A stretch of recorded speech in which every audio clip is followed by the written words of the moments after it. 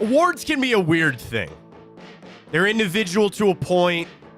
When you talk about Hall of Fame careers, that's what you start to add up. And in the grand scheme of it, it's an honor, sure. And as a fan, you're proud when your guys, your coaches, your team, they get that. But in reality, we all want to win championships. We all want to go to the playoffs. But nonetheless, the Browns find themselves not only in the playoff race, certainly, but they find themselves in the race for two major awards in the NFL. Kevin Stefanski, one of them, and he's also doing a little bidding, a little campaigning for one of his players to win a major award. Are they really in the conversation? Kevin Stefanski for Coach of the Year, Myles Garrett for Defensive Player of the Year. They should be. Are they? Does Vegas think so? Some people do. Others not so much, and I don't understand why. We'll talk about all that. We don't get to vote on it. But if we did, I would think that there'd be a big push for those two to get those major awards. Cavs with a nice win last night. How the hell Drew Lock did that? I don't know what the Eagles are doing. Playoff races abound in the NFL. Can the Cavs keep that afloat without some of their key players? Donovan Mitchell, a big key. 2 for Tuesday, time up, morning update. We got it all for you right here on Big Play. Welcome to the show, everybody. I am Matt Fontana. Hey, is Ryan Tyler. Good morning. Hey, it snowed in Cleveland. Stop the presses. I'm happy to say that there was not, smart people on the road on my drive in. Wasn't too bad for me, but stay safe out there if you're out and about. Making your travels this morning. Maybe, I don't know, doing your holiday. How's your holiday shopping going, Ryan? I'm going to be honest with you, Matt. I have not started. Wow, it's an interesting play from you on a Tuesday of pretty much Christmas week. We'll see. Luckily, I'm not in your boat or anything. I don't have to shop for any children or I just got Amazon 2-day shipping is a friend. That is something I that can you gotta imagine. do. Yeah. Done and done on that. Good luck. It's an interesting game to play right on Tuesday to start your Christmas shopping, but still. We got a lot to get to this morning. We'll talk a lot of Browns. I heard from Kevin Stefanski yesterday. I mean, he straight up said Myles Garrett's the Defensive Player of the Year. And I was really a little taken aback by that from Kevin Stefanski. We'll talk about his candidacy for Coach of the Year as well. We got a lot of Cavs this morning. They got a nice win. 2 different articles, Ryan, from 2 different outlets about if the Cavs need to think about trading Donovan Mitchell. And we had that conversation quickly yesterday. We're going to give it some more time today as we kind of think and navigate where this team is at, the wins that they can get to hold on. And really, a lot of these articles kind of focus on the actual trade. Like, what would you get now versus the summer? You don't want to think about it, but we really kind of have to. We'll get to time out this morning when NFL Power Rankings out this morning as well. We'll see where the Cavs improve a little bit, the Browns improve on that just a little bit. So we got it all for you over the next 2 hours. Great day yesterday on Big Play. I appreciate everybody on the Reflog show, Nick and Gab, and Reflog for having me on. I joined them. So that was last night. Blake and Greg Williams had the Sheriff John McClain on to discuss the Houston Texans game coming up. And, of course, Hanford Dixon. All of it right here on Big Play tonight. You got the return with Josh and Maria Cribbs, and I believe we have Josh scheduled to join us tomorrow. We do, 9:30. So that'll be Don't nice. want to miss it. I'm excited to talk to Josh tomorrow. And, of course, Chico coming up with the bold breakdown. Coming up at noon today with Nick Shook. So we got it all for you right here on Big Play. We start with Kevin Stefanski because there were several things yesterday. Dan Graziano did his overreaction of the week. And one of them was, is it an overreaction that Kevin Stefanski should be the front runner for Coach of the Year? And we kind of made the case for Kevin. And with this award, we start with, I know he doesn't care about it. It's not something that he thinks about. He's more worried, frankly, about keeping his job. And I think we're good. There will be an extension there. But you go win Coach of the Year. I'm sure there's bonuses. And listen, you win that award, that's job security right there. There's nothing you got to worry about that. But that just reminded me, Matt. It is the NFL, not the NBA. However, there was that one year Dwayne Casey won Coach of the Year. Do you remember that for the Raptors? And he got fired. I mean, David Black got fired the year after he took his team to the finals. Isn't you know what I mean? nuts? Yeah. It's crazy. The NBA is a different animal. You're right on that. And the NFL Coach of the Year, it doesn't necessarily mean long-standing success. Like we know Matt Nagy won it, Brian Dable won it. And a lot of that award has gone to a guy that turned a team around or had low preseason expectations and got their team to the playoffs or a huge turnaround and things like that. And there are some examples of that. But I think this year, it's a lot of good coaches on good teams. Like, in essence, that's what the award should be. It's like the MVP. Who is the best football player?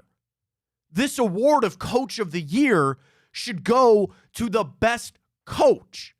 And I'm not going to try to compare X's and O's and play calling from Kevin Stefanski to Kyle Shanahan, but I'm just talking about the list of things that Kevin Stefanski has had to overcome to have his team staring down the barrel of double-digit wins. You know, I see teams like the Eagles who are facing their own challenges, and they had injuries, and they fall, and they falter in a game that, frankly, they should have no business losing. There is no world that the Philadelphia Eagles should have lost to Drew Lock. And I'm not trying, everybody is all about Drew Lock this morning, and I get it, man. You know, the emotion in the post game, that little thing with Geno Smith, which is great. I love seeing that. I do, and I like Drew Lock. I think it's a great story. Eagles should not have lost that football game. They should not have lost that game. So when you try to compare teams that have had to run into injuries or run into a little bit of dysfunction, no one has handled it better than the Cleveland Browns. That is a reflection of Kevin Stefanski. As I try to sit here and come up with his campaign, right? If you were to sit down with all, we get on a Zoom call, right? And I have all the AP voters out there for Coach of the Year. It sounds like I'm giving a Hall of Fame speech. Like, this is what happens at the Hall of Fame. They have somebody present the player, right? Tony Grossi, Mary Kay Cabot. They presented Joe Thomas. This is who Joe Thomas is. This is why he's a Hall of Famer. And some of those conversations, and I've had many, I've talked to Tony about that for a long time. And he goes, trust me. There are some of those conversations that are about 32 seconds, right? Yep, this guy's a Hall of Famer. But there are others that drag on for hours because they're debating this player, and sometimes it's not quite the lock that you think. So if I picture that, of all the Associated Press voters sitting there, and I will get to Defensive Player of the Year in a second, and I'm making my case for Kevin Stefanski, just first off, I'd show them a graphic. I would pull up a list and go, look at these things. Look at all of these things that Kevin Stefanski has had to deal with. Watson and Chubb and now the offensive line and all this stuff. And you're going to win 10 games. At minimum 10 games, if not 11. Or and 12. make the playoffs. Or 12. That's fine too. I don't know if we'll be playing meaningful football in the last week, which will be great. It's going to be fun. That's going to be great. But all of those things for Kevin Stefanski, I think set him apart. I do. Now, if people want to look at it, and this is how some people might vote. All right, if you had Dan Campbell and the Lions versus Kevin Stefanski and the Browns, who would be favored in that game? The Lions. Okay, fine. If you want to strictly look at it from that standpoint on how good the team is, well, then the award should go to the best team and their coach every year. It doesn't happen, though, right? Andy Reid should have been collecting those awards left and right over the last couple of years. How Kyle Shanahan has not won one shocks me. Frankly, it does. And I got to pull this up on Tipico because I looked at Defensive Player of the Year. Myles Garrett's second, by the way. You know who's leading it? I'm going to assume Micah. That would be Micah Parsons. Which, again, I don't know. You look at what Dallas just did. I don't know about that. All right, futures. Let's see if I can find here. Awards. See, that's what I don't even know if they have Coach of the Year on here. I don't think they do. But anyway. So, if you were to look at the can you pull up Coach of the Year odds somewhere else, please? Thank you. I would assume that it's the Dan Campbell's. Am I crazy? I think there are 3 people in this conversation, and that's it. Okay. And maybe I'm putting some disrespect on John Harbaugh. I'll give you 4 guys. I truly don't see a case for anybody outside of John Harbaugh, Kyle Shanahan, Dan Campbell, and Kevin Stefanski. I understand people that'll scream DeMeco Ryans and they'll scream Shane Steichen. And those are the example number one. You took a bad team and you've turned it around. Those teams are behind all of those other ones. You have it up? Coach of the Year odds, please. Yeah, this is a tracker throughout all the sports books. Okay, all sports so books. We love Tipico here, but all of Dan Campbell is number one, it looks like. D'Amico Ryans, followed by, which I hate this, but we know this is how the narrative of the award goes, Shane Steichen. Yeah, no, sir. Mike McDaniel, Kyle Shanahan, and then Kevin Stefanski. Okay. So that kind of lines up with all of the guys that I just mentioned. And I go back to what Dan Graziano, and Graziano has the same exact point that I do. Those coaches are in similar positions to the Cleveland Browns. Are they a little better? Is Baltimore and San Francisco better? Sure. Have they had to deal with what the Cleveland Browns have had to deal with? Absolutely not. Absolutely not.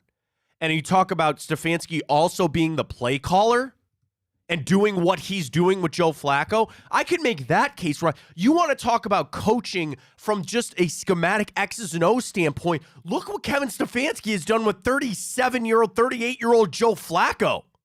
Look what he has done with yet another quarterback who had to come in off the street. Our 2 for Tuesday, we'll post it up. Do you believe Kevin Stefanski is the front runner for Coach of the Year? Yes or no? And I'd love to get some responses on that in the Twitter inbox. If you don't believe so, why? And I want to try to poke as many holes in this as I can to see where maybe Stefanski isn't stacking up. I really, the narrative, I mean, it's the NFL. They like new, shiny, sexy things, right? They like the new stuff. And, look what the D'Amico. And that's the thing. It's hard for me to talk about how much I like Kevin Stefanski without it coming off that I'm downplaying what all these other coaches are doing. D'Amico Ryans is doing a great job down there in Houston. A fantastic job down there in Houston. Ryan, they live in a world they might not make the playoffs, right? I really think Dan Campbell being the favorite, I think, is the mountain that you got to climb. Because what Campbell has going for him is a collection of work, the body of work that he has done up there in Detroit. It's not just what he did last year, but turning them around, not what he's just done this year, but turning them around last year. And he's truly taken a really destitute franchise and put them into contention. So if Dan Campbell won the award, him and Kyle Shanahan might be the only two that I go, you know what, that's fine. If Shane Steichen or D'Amico Ryans wins this award over Stefanski, over Dan Campbell, I got a problem with that. I do. I have a big problem with that. And you also have to talk about the fact that the Colts and the Texans play in arguably one of the worst divisions in football. Right? Like, is it the worst? I mean, I thought it was the NFC South, but they've all of a sudden kind of turned things around. It's still the NFC South, though. You think so? Yeah, I do. Because can I make the case that the NFC East is pretty bad too? Because you would stop it's just and you top go, heavy. Right, but even then, watch what the freaking Eagles just did. Watch that. Still 10-4. I know, and they're still a really good team, and I'm not trying to be victim of the moment here. And you watch Dallas, who's a head case too. Commanders suck, and the Panthers are the worst team in football. The AFC North, I don't think there's any debate, is the best division in football. It's the best division in football. Yeah, by far. Dan Campbell and the Lions got handed. I'm crapping on them. The Packers have fallen off. The Vikings are not who you thought they were. And we just saw the Bears. They're nothing. They tried to get spicy there. They couldn't. Tried to get a little feisty there, and they couldn't. I mean, factor all that in, and I'll do it. I will do the campaign. Kevin Stefanski's not going to do that for himself. He's not going to do it. And that's the problem. He's going to go out there for Myles, which we're going to talk a lot about here coming up in a minute. And there is a team element to it. It's self-service, which just sometimes comes off in a bad light and all that kind of stuff. I would hope that the voters look at it and understand the litany of things that Stefanski has had to overcome. And this team is playing good football. This team is playing really good football down to 4th and 5th string guys. Here's the question, and the reason we put it this way. Is Kevin Stefanski the front runner? Because I could have asked, should he be? And I think we'd all say yes. But the reality of if he is, He's not going to win it. I mean, Matt, that is what just annoys me. We looked You're at the right. list. We looked at the list so of coaches right. to win 2 Coach of the Year awards. Not right. And the only ones then recent memory that are at least still active are Ron Rivera and Bruce Arians. Well, and Belichick. And Belichick, yes. Yeah, but I mean, guys past their prime. And Arians isn't active. He's out of the league now. He's retired. Yeah. But I mean, of active guys recently, and that's the thing. This award has become the up and coming award, and the what you've done to turn around a big team. I don't know, man. And you want to know what? Here's another question. It's a 2 for Tuesdays. We always do 2 questions, 2 answers. So it's not like, I mean, we've done 3 for Tuesday before, but I'll leave it up to you. Would it bother you if he didn't win the award? Would it truly, as a Browns fan, really bother you if he didn't win that award? It really has nothing to do with you and me. It's more about what I want this team to do. And Kevin Stefanski has just ascended all year. He's going to get that contract extension. Mark my words. We'll be fine. And in the grand scheme of it for him, he's already got 1, which is a great award, and he has that in his, I don't know, did he get a trophy for that? Do you put it on a shelf somewhere? I'd imagine. A medallion, maybe? A medallion. Can I get a pendant? Is there a NFL Coach of the Year trophy? I don't think so. I don't see it here. You got to make something up. You got to get a plaque or something. Oh no, you get some. I think there's a picture of Brian Dable with something. Really? Yeah. What is it? It's like Is it like tiny? It's like a glass thing. Oh yeah, okay. Oh, there you go. Tens of billions dollar industry, and they're gonna here's a little got it from Etsy for $100. Here you go. I'll do that. You want to know what? Kevin Stefanski doesn't win it. I'm going to go on Etsy, and I'm going to create an NFL Coach of the Year. We will hand him the Big Play Coach of the Year award. How about that? And I will get it made on Etsy, and I'll ship it over to 76 Lou Groza Boulevard for Coach Stefanski because he deserves it. To the question, Ryan, is he the front runner? I don't think he is. I really don't think he is. And it's like I want to say that's a travesty. I want to get pissed, but it just kind of is what it is. So the question is, do you believe he's the front runner? Is he the front runner? Not should he be, or do you believe he's going to win the award? Right now, do you think he's the front runner? I want to say yes, but I can't. Ryan? I mean, the answer is no, he's not, because I know he's not going to win the award, but he's done the best job of coaching in football. But the reality is we know it's probably going to go to Dan Campbell or D'Amico Ryans. Yeah. We shouldn't care about it. I shouldn't care about it. You asked the question, would I be upset? Yeah. No, but I think the only way I'd be upset if it went to Shane Steichen. Then I would be a little upset. Okay, yeah, that, and we'll see how that plays out. And would it be an injustice? Sure. Is it the end of the world? Not necessarily. We know the job that he's doing here. And in the grand scheme of it, the bigger thing that I'm happy to grab onto, you don't have to worry about your coach for the next couple of years. Whether you like Kevin Stefanski or not, I think he's done nothing but try to prove to people that he is the right guy for this job. He's had so many different challenges that he has raised to, he's met, he's won, he's been able to overcome. I'm not going to argue anymore with the group of people out there that are just the anti-Stefanski crew, because that's going to be your opinion no matter what. He could go win. That's the thing. I almost wish that the Coach of the Year would be this stamp of approval to tell people to shut the hell up. And we know that that's not the case. We know that that's not true. If this was an award that instantly silenced that crowd to say he won Coach of the Year and you don't get to talk bad about him anymore, then I'd be more pissed about it. But even I know he could win that award, be like, I really didn't deserve it. There's always going to be that group. But everything that he has done this year has provided stability, and they will give him that extension that he deserves, and we don't have to then worry about it anymore. Part of the reason that the Browns have been so dysfunctional has been the turnover. It's not that they fired guys that didn't deserve to get fired. How many guys have walked out of here that you said, that was a mistake? There's one, and you know who it is. That's Kyle Shanahan. When he left this team back in 2014 after Johnny's rookie year, he famously, reportedly, allegedly gave a PowerPoint presentation to the team on why they suck. And he left and went on to great success. And I said that back at the time, too. I said, man, that's a mistake. I'd have made Kyle Shanahan the head coach. I would have at that point. No offense to Mike Pettin, but I would have made Kyle Shanahan the head coach at that point. I really, truly believed that he was something special. Other than that, there's not been much. There really has not been much. The closest that you got was Greg Williams. He's now on our network. People really believed in what Greg was doing, and they thought he could really have a job opportunity to turn it around. But you now have Kevin Stefanski. Once he gets that extension, you can calm that down. And I'm not saying that there won't be expectations and that there won't be years that we're going to start, okay, you made the playoffs. Now we need to start winning playoff games. It's all towards that grand scheme of winning a championship, sure. But he's quieted that down.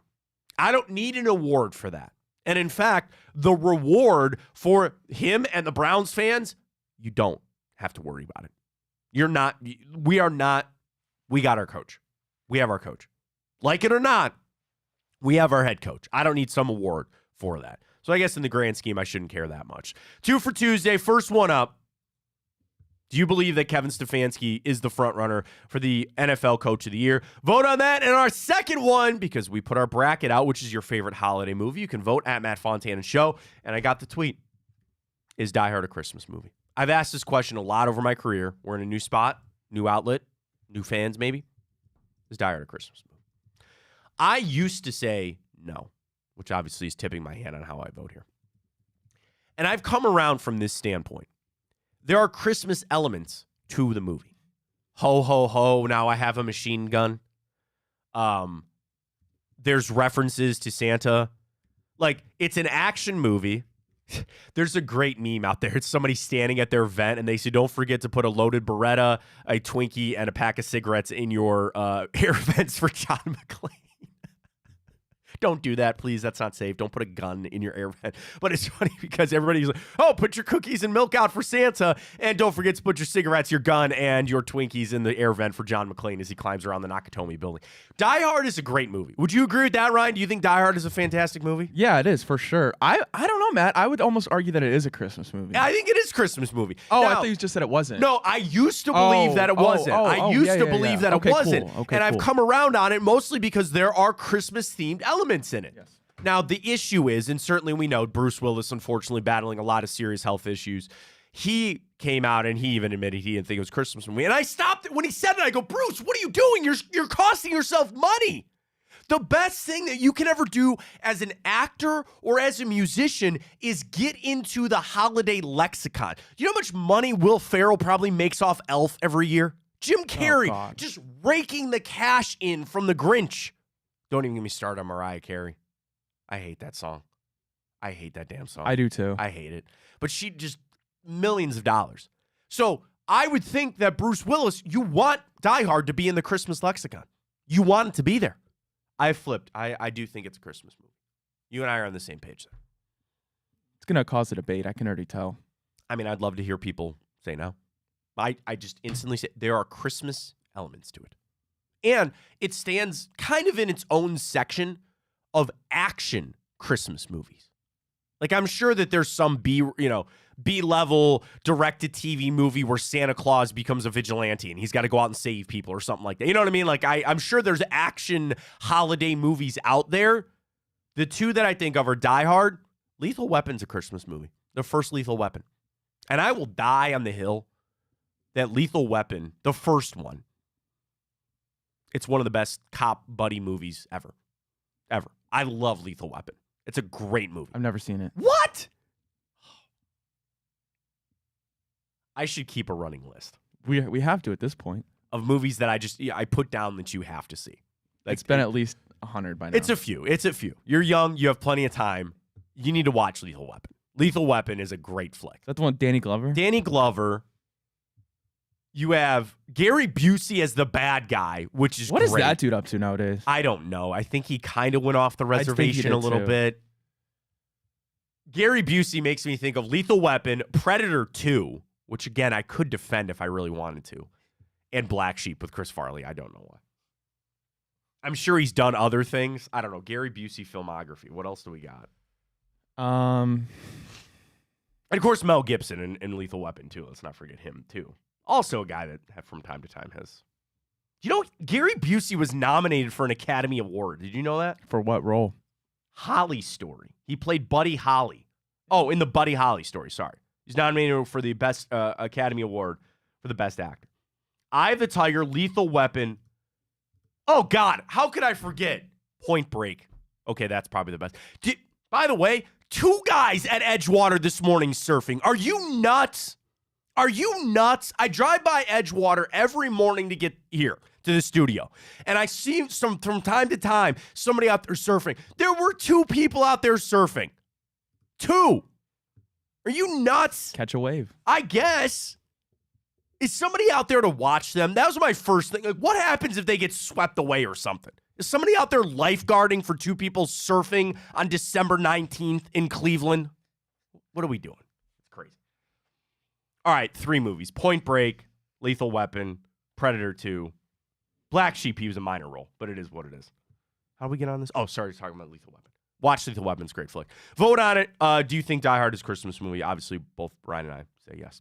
All right, let's talk a little Myles Garrett. Yesterday, Kevin Stefanski. I think it's twofold here. Number one, I think the frustration is starting to get to not only Myles, but certainly Kevin Stefanski on some of these hold calls. But listen to Kevin Stefanski here. There's 2 cuts. Number one, the question in Kevin Stefanski yesterday on Myles getting held. Here's Coach. Sound courtesy of the Browns. Here we go. He's frustrated. I'm frustrated when he's getting held, and that's something that we'll continue to talk to the officials about. And I understand that that's a tough gig, but I do think it's something that we need to make sure that is addressed. You know, with that in mind, the way Myles is playing is unbelievable. I mean, if I can, I'll get on the soapbox here for a second, but he's the best player on the best defense in the league right now. He continues on to even make a stronger case for Myles Garrett to win Defensive Player of the Year. I will tell you this, Ryan. I don't think I've ever heard Kevin Stefanski speak this way. I really haven't. Here's Kevin Stefanski talking about Myles Garrett. He's dominant as a defensive player. So he's the Defensive Player of the Year. I don't think it's close. And he's going to finish strong for this football team. But to get so wrapped up as we do as a football society when it comes to sacks, I mean, just talk about the guy that affects the game, that pressures the quarterback, that plays the run, that plays with unbelievable effort. I don't know that there's anybody in the same realm as him. I mean, that's strong speak. That is strong speak from your head coach. I've never heard him speak that way. I've never heard him speak that definitive. Now, he comes from a lot like Andrew Berry. They don't let a lot out because they don't want it to turn into bulletin board material. They keep things close to them. That could rile people up. You know, that I'm sure was sent to my... But I appreciate Coach doing that because that is part of these awards. As we are sitting here doing the campaigning for Kevin Stefanski to win Coach of the Year, he's going to do some campaigning for Myles Garrett to win Defensive Player of the Year. That's no different. Mike Tomlin said that about TJ Watt. I'm sure Mike McCarthy comes out and says that about Micah Parsons. That is an element to this. And he mentioned the important thing. You want to just look at sack totals, that's not going to tell the story because he's not going to win. Same thing. We don't feel like Coach Stefanski's going to win Coach of the Year. Myles is going to win Defensive Player of the Year if you just look at sacks. But it's this freaking God, this holding. Like, it's not even me. I'm not the one that's got to deal with it. Myles has to deal with it. Jim Schwartz has to deal with it, calling plays. Kevin Stefanski has to deal with it. It's too much. This is insane about what the NFL is allowing to happen. And Coach said there, like, we got to get this addressed. And they send the clips into the league, and the league will tell you that they're reviewing it and stuff. This is malpractice. Seriously, this is borderline malpractice from the NFL that they're going to allow the referees to keep doing this. When I have still shots of play after play, and it's not like, oh, you know, the arm stuck out and it got on the shoulder. Guys are bear hugging Myles Garrett, bear hugging him and throwing him to the ground. What else do you want him to do? Where is that stat? Of all the advanced stats that are out there, and maybe I'll put this on John Costco at PFF or something, I want the amount of missed holding calls. Go back. I don't frankly have the time. I'm sorry. I'm busy. I need somebody to go back, and I'll do Micah Parsons and do TJ Watt and do Nick Bosa. Watch every pass rush snap and write down how many missed holding calls there are. I would imagine that Myles Garrett is light years ahead of the other guys. I'm not saying that they don't get held. I'm not saying that Parsons and Watt and Bosa don't get the calls either, but there is no world that it's on the same level as Myles Garrett. That cannot be true. That cannot be a thing. And when Stefanski mentions the other thing, the way that he plays the run, and there was another clip in there too, he mentioned a specific play on a reverse, on a jet sweep that he came in and just blew it up. All of these things are important, and I hope the voters realize that. This is probably, it's unfair of me to have this discussion, but we'll do it anyway. How educated are these voters? I'm just asking this question. This is not a shot. The only AP writer that I know is Tom Withers, and I respect the hell out of Tom. I know he's educated. I know he watches a lot of all the sports. So I trust it. And this is an unfair shot. I'm asking. Are the voters at the AP for the MVP, for Coach of the Year, for DPOY, for all of them, are they truly like breaking down this? Are they watching tape? Are they looking at stats? Are they reading everything? I'm just asking. I don't know. Because it seems like a lot of these awards are popularity. It seems like some of these awards are a little like the Pro Bowl. You get the votes because you're the name. You get the votes because you made a splash play or you flashy this or flashy that. When if you really dive into it and you really look beyond just the headlines of the articles, Kevin Stefanski should win Coach of the Year. Myles Garrett should win Defensive Player of the Year. No questions asked. That's it. If you went beyond that. And I just don't know if I trust the voting. And here I am, ripping a long-standing media outlet in the Associated Press, and they've handed these awards out for a long time. And there are years that it's no question, right? There are years that there is not a debate that J.J. Watt was the best defensive player in the football. There were years, there was no question that Cam Newton was going to win the MVP that year. That is not the case this year. I really think on all parts. I don't think outside of like maybe offense and defensive rookie and offensive player of the year, Tyreek Hill will win that. In my opinion, even though he's hurt, Devin Witherspoon's the best defensive rookie in football, and C.J. Stroud's going to win offensive rookie of the year. Those are done. Write them in. Other than that, there's a debate to be had for MVP, and we're having the debate for coach and defense. It's not that easy. It's not that easy. And I just, how serious are they into it? I don't know. It's probably wrong of me to do. I'm not calling out the AP. It's got my question on it. No, Emmanuel Acho has an MVP vote, so how does he have one? Like I'm not trying to discredit him or anything, but he's kind of your guy. He's kind of irritating. He's like my guy. Like you're like, yeah, yours is Gus Johnson. Mine's Emmanuel Acho. Well, and actually, more than I dislike Emmanuel Acho, I dislike Tony Romo. That kind of fell off, didn't it? Here's the other crazy thing. In my watching and viewing, I don't think I've actually watched a premier CBS game this year. I tell you this, I can't tell you a game I watched with Romo and Nance. I can't stand it. Seriously. And usually my Sunday is whenever the Browns are playing, I'm watching that. I got Red Zone up. I've seen a lot of Spiro Didis and Adam Archuleta this year. I've seen plenty of those guys. They're doing just fine. Yeah. Ian Eagle and Charles Davis been on the call for the Browns a couple times. I'm all for. I really can't tell you the last Romo Nance game that I've watched. I don't think I've had one all year. It's awful. It's an awful experience. And Romo's like I think the game is up a little bit with him. I think people kind of figured out because people got hyped for like one season that he was calling out plays. That he called out like the plays, everybody and then that kind of everybody that's been in part of the NFL, especially a quarterback, can do that. Like, well, and on the Premier side, talk commentators for a second. You see how Michaels got taken off NBC, and there was theories that it was because he didn't get in the Taylor Swift business there. I fully. Hey, Matt, watch this. Yeah, we got it. Yes, yes, thank you. Yes, hit it again. I've missed it. Wait, or do you like this one more? No, Oh, first one. Yeah, definitely the first one. No, I like the first one a lot better. Make that second one like a negative, like a buzz, like a horn. Like okay. when we say something wrong, Yeah. Like, something like that. You want to know why Al Michaels?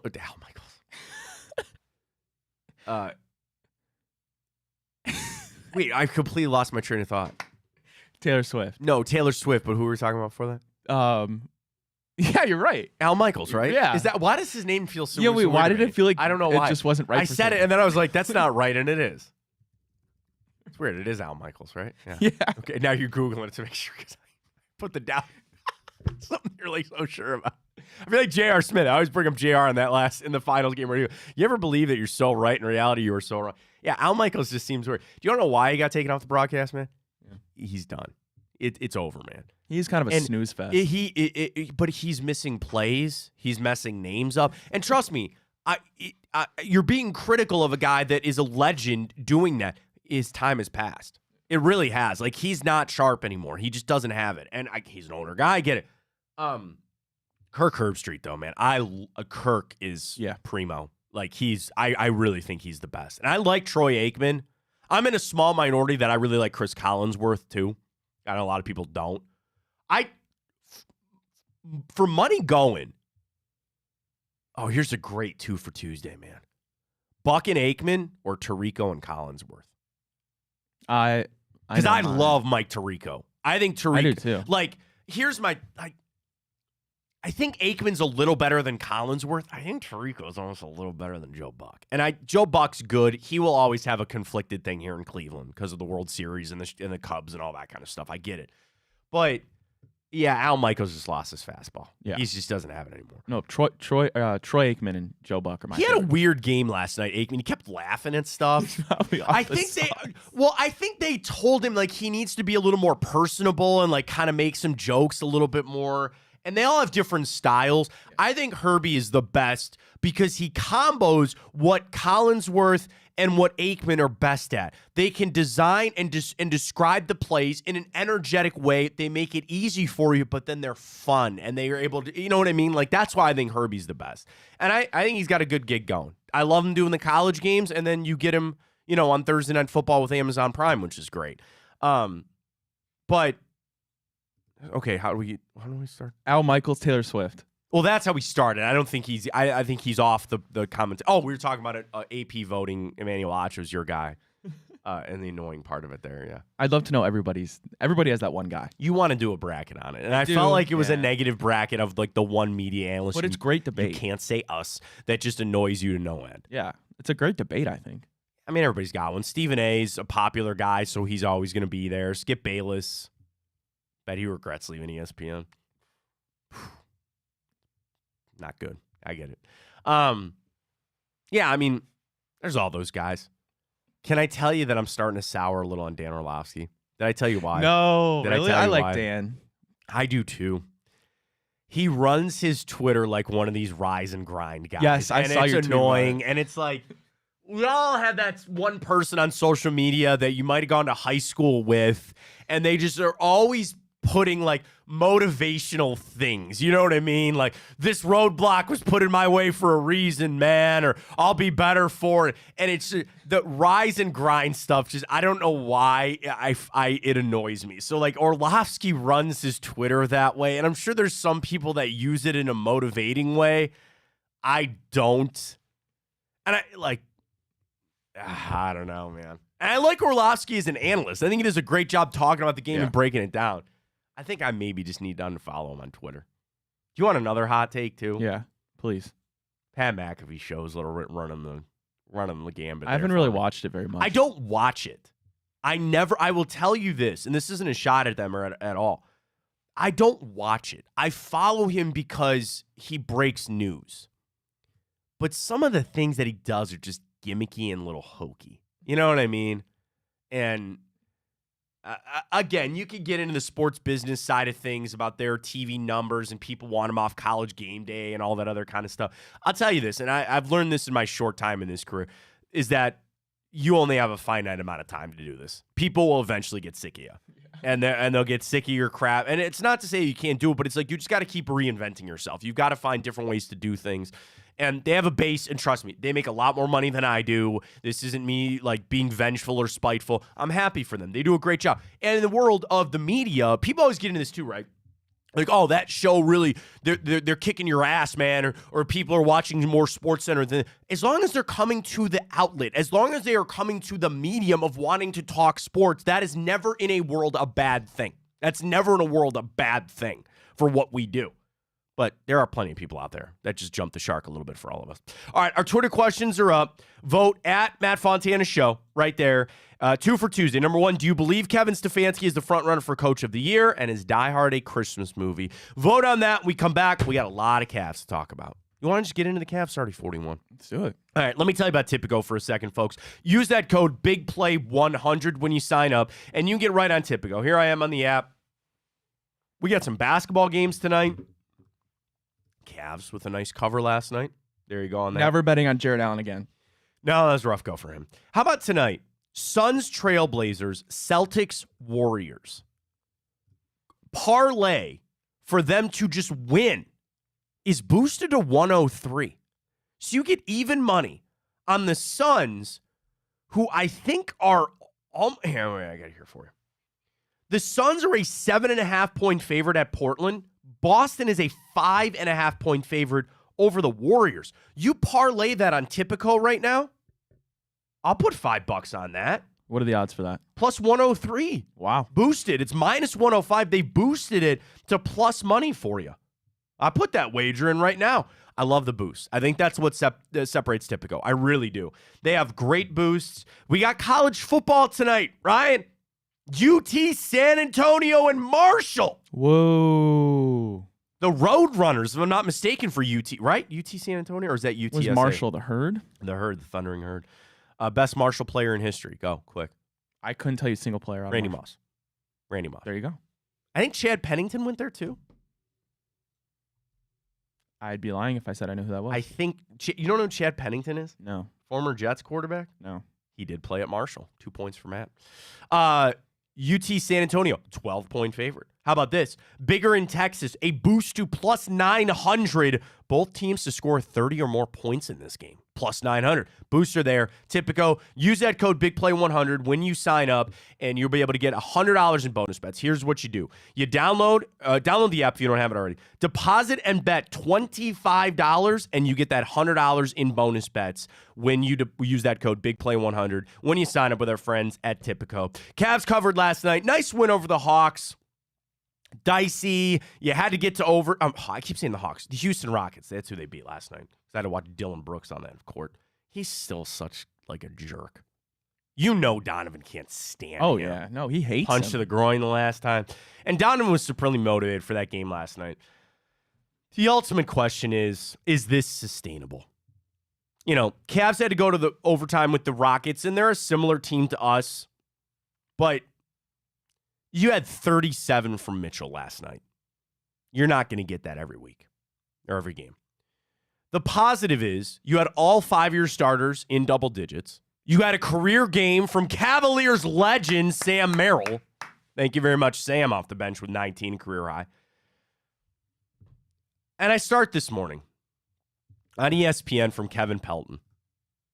Is it the right time for the Cavs to trade Donovan Mitchell? And I know this angers a lot of, like, just me saying that angers Cavs fans. Because it's the thing, it's the elephant in the room that you don't want to talk about, that you don't want to think about. But the Cavs can't operate that way. They just can't. So if you try to take your Cavs fandom out of it and ask yourself, is this the right time to trade Donovan Mitchell? Here's what Pelton writes, and let's kind of walk through this. So we know Garland and Mobley out for at least 5 to 6 weeks, if not more for Mobley. Pelton writes, the Cavs must confront the possibility that a deep playoff run is no longer in the cards this season. That, in turn, affects the future of Donovan Mitchell, who does have 2 years left on his contract before a player option allows him to test unrestricted free agency in the summer of 2025. So again, he's technically under contract, but has a player option. So the question is Is it this season? Is it this off season? Or is there still an extension on the table? First question from Kevin Pelton. Can the Cavs still be a playoff threat? And that is what they're going to have to prove in the time that Mobley and Garland are away. Pelton says the Cavs face a pair of problems that they project out the rest of the season. First, the Eastern Conference looks a lot tougher than we thought.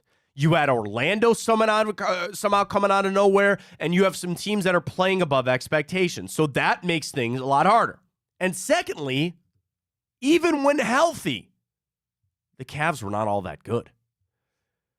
In their true starting lineup, Jared Allen, Darius Garland, Donovan Mitchell, Evan Mobley, and Max Strus.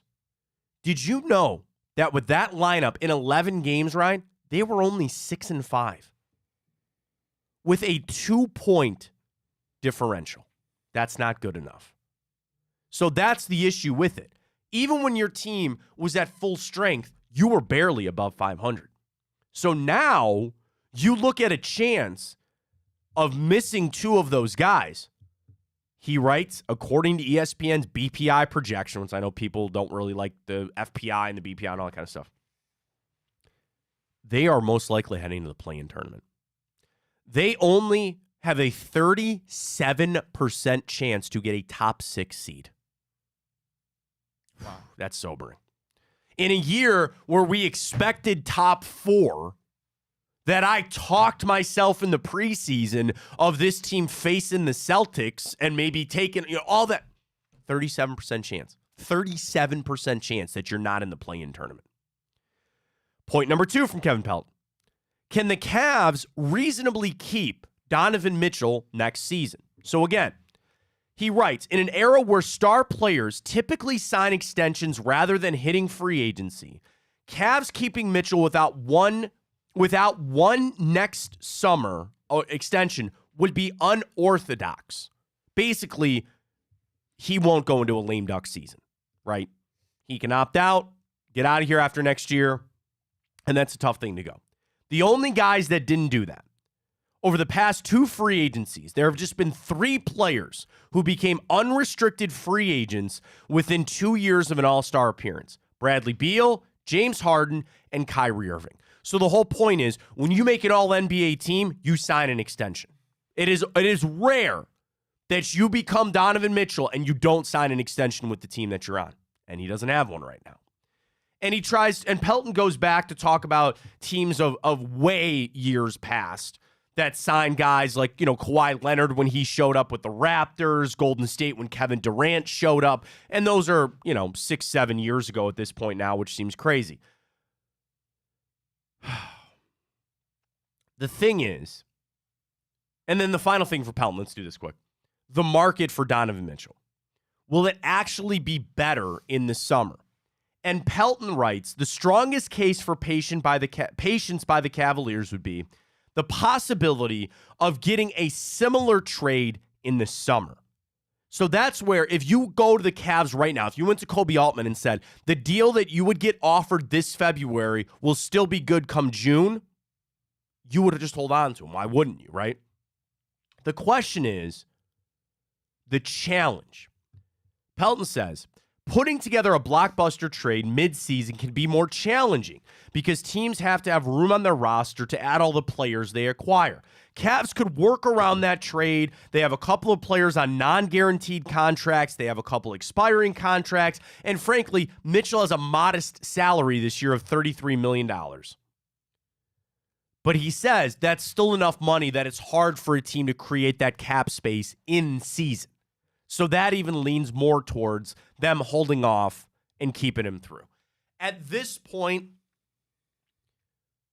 I just want the Cavs to hold on to him for this season. It is a really hard debate to have. It's not my ass on the line on making this trade or not. So I just need the Cavs over the next 5 to 6 weeks to stay afloat, get Mobley and Garland back, and everything else doesn't matter. Like, I'm almost really shutting down any notion of an extension or a trade. I just need them to keep afloat. And at that point, that's the best that you can do. Sometimes that's life. We all want to be striving and moving forward. Sometimes just maintaining is good enough for a little bit. Oh boy, can I tell you about that for my family recently. But that's another story for another day. Sometimes you just got to maintain and get through it. And that's what I need the Cavs to do right now. I need them to maintain and get through this. And then we'll figure everything else beyond that. And yes, there's a world that they trade him this offseason. And the problem is that none of this will go away. The flames are only going to get fanned even more. Because the Cavs could go on a losing streak. They could lose 3 out of 4, and people would just be screaming, trade him now, trade him now, trade him now. I'm really going to operate, Ryan. I just want to get to February. I really want to get to February. Keep it at 500. If you got to go through the play-in tournament, whatever. Like, my expectations have been changed. How could they not be? The other issue, it kind of goes back to Pelton's first point. That the Cavs weren't playing all that well when they were together and they had everybody. And do you want to know what I just cannot erase from my mind? That Knicks series. And maybe they got broke. Like, I'm just going to say this. I don't know if the Cavs are a mentally tough team. So when you face the adversity that they're facing right now, are they tough enough to come through this? Are they going to be tough enough to step up and say, we got to we'll get through this? And I don't know the answer to that question. That then becomes a reflection of J.B. Bickerstaff, and people are going to call for his job no matter what. And I don't know. You know what I mean? Like, let me ask you, do you feel good about the Cavs navigating these next 6 weeks? No. Yeah, this is my point. No, not really. I mean, I don't really have a reason to think that I don't either. They would navigate it well. And it's not just on the floor. Do you get what I'm saying about the other stuff, like off the floor? Now, on the floor, let's talk about that. Yeah, could you feel good about Donovan Mitchell and then Max Strus and George Niang? Dude, I think I'm fading hard on Jared Allen, man. And it's not just because he missed our parlay yesterday. That has nothing to do with it. Like, the way that this is set up, you would need Jared Allen to become your second best player. And I don't feel good about that. Okay, you got 19 from Sam Merrill. How much more juice can you squeeze out of Craig Porter? Cavs are deficient. They had problems when they were healthy. Now they really are exposed. What was the one thing that we talked about that they needed? Another guard. Now you're down another guard. Do you want to know another name that we've not mentioned that I'm putting a lot on this guy? Would you care to guess? I'm putting a lot on this guy because I'm going to need him bad here. Is it not Strus? It's not Strus. Is it? That can't be the minivan, is it? No, it's not George Niang. No. Are we talking guard? Are we talking forward? He's a guard. He's a guard. He's more of a guard. You're not talking about Amani Bates, are you? No. Get some more tick for him. I'd like to see that. Sure. Who am I missing here? You're going to need this guy to step Ty up. Jerome? Nope. Karis LeVert? Karis LeVert. Oh, there you go. I guess that makes sense. Karis LeVert.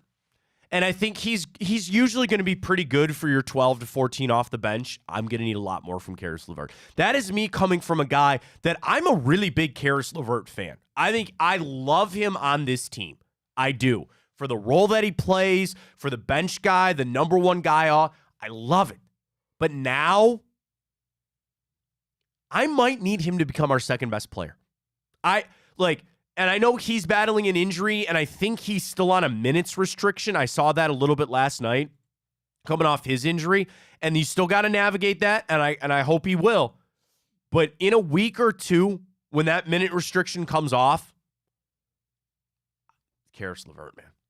Jared Allen, sure, and I'd love to be proven wrong on Jared Allen, but I'm really starting to sour on Jared Allen. But of the guys that I'm going to look at, Max Strus and Karis LeVert, they are going to be the key and the linchpins for what these next 6 weeks are going to be. And you want to know what? I'm putting those blinders on. That's it for me. It's not they're the linchpin and the key of Donovan Mitchell staying or going. Can you believe that? Max Strus and Max Strus, George Niang, and Karis LeVert, they will tell the future of Donovan Mitchell being with the Cleveland Cavaliers. I'm not doing that. I can't. So right now, these blinders are on. I'm turning off the rest of this Donovan Mitchell future stuff, and I got 6 weeks to survive. Play the Eye of the Tiger from Survivor. That's it. Get through 6 weeks, keep it afloat, and we'll figure it out from there. Don't fire JB Bickerstaff. Don't try to trade away Donovan Mitchell. And I'm going to look at Strus, LeVert, Niang, sure, Tristan Thompson, and yeah, Jared Allen and Sam Merrill. Everybody's got to step up. Everybody's got to step up. But mark my words, this stretch will be on 2 guys, Strus and LeVert. I got to have those guys. They got to score. They weren't scoring before. And maybe, I don't know if that's a good shift for the Cavaliers to do, but if they got to start saying, we're going to have to start scoring with some teams, because obviously defense is not what you really think. But last night, was that right? They shot 48 threes last night. They have 48. They have to. Now, the positive was they almost were 40% as a team. If that's what you got to shift this to be, and you got LeVert, 1 out of 6, a little bit better on that. Sam Merrill was 5 out of 10 last night. Look at Sam. Yeah. Look at Sam Merrill. I got to have these guys step up. And I'm putting the blinders on from Donovan Mitchell. You know, the other article this morning was from CBS. So that was ESPN with Kevin Pelton running through it. This morning, Sam Quinn on CBS Sports. He starts his article with the Cavs took a bold risk when they traded for Donovan Mitchell. Did they? I don't think so. I think that was a smart trade for both teams. And you knew you had a truncated timetable here to try to make this work for Donovan Mitchell. Quinn's article goes to, let me scroll down here. I want to find the play. The Cavs, okay, just as importantly, Mitchell had 3 years of team control left on his deal before he could become free agent in 2025. That contract mitigated the risk of the deal. It effectively gave the Cavaliers 2 years to prove to Mitchell that Cleveland is where he belongs. If they failed to do so, they'd still have a year left to trade him. The roster was not ready last year, and come year 2, some clever tweaks might have gotten there if the injuries hadn't intervened. Instead, the Cavs started 12-14 as it dealt with absences across the board, and now Garland and Mobley are out for several weeks. Any championship hopes the Cavs had entering the season have now effectively gone on life support. That naturally raises the question about Mitchell's future in Cleveland. Mitchell was talking to Joe Vardon of The Athletic. Mitchell saying, my job is to focus on this. We have 2 guys that are out, so I'm not answering anything, and no disrespect. I appreciate you have to ask that question, but I'm not going out there with any of those questions. My focus is on the guys that are out there and us trying to find a way to get wins. Quinn writes, it's an admirable statement, but it's also a dangerous one to get attached to. Players publicly acknowledge the uncertainty of their own future, even when in hindsight, those futures were near certain to be elsewhere. Yes, I understand that. And I've been one that I think I've handled this about as good as you can. Yeah, there's a future that he's not here. Has that future probably become more of a reality with everything that's gone on? Sure. But it's still unknown. And I will cross that bridge when I come to it. I can take that tack. Kobe Altman can't. And if there's a world that the Cavs go out here and lose 8 of their next 10 and they spiral out of control and they've got nothing left, Kobe Altman's going to trade Donovan Mitchell. That's going to happen.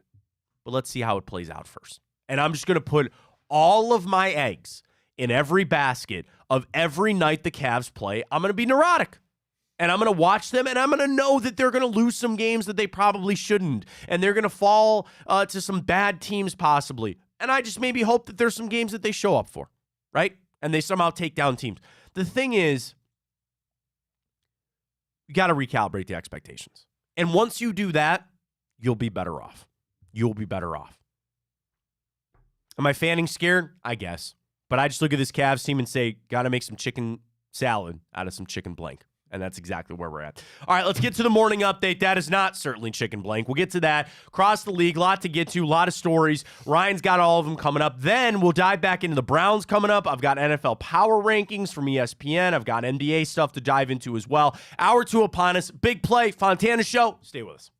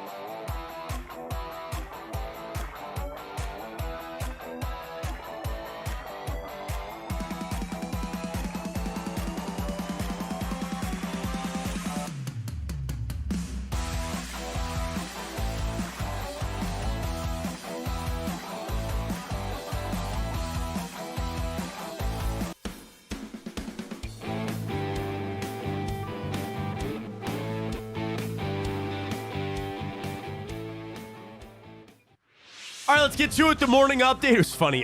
Buck Zips on Twitter says Ryan's going to get it. And I was like, what is Ryan get? Oh, what am I going to win? No, D'Amico Ryans is going to win Coach of the Year. I was like, what is Ryan? I was going to say, I'm like, what's Ryan going to get?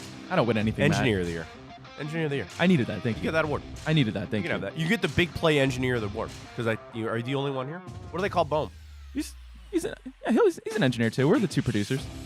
Well, he can be producer of the year. You'll be engineer of the year. That's Awards fine. for everybody here. I need a win today. So thank you. We're the best 9/11 show here Absolutely. on Big Play.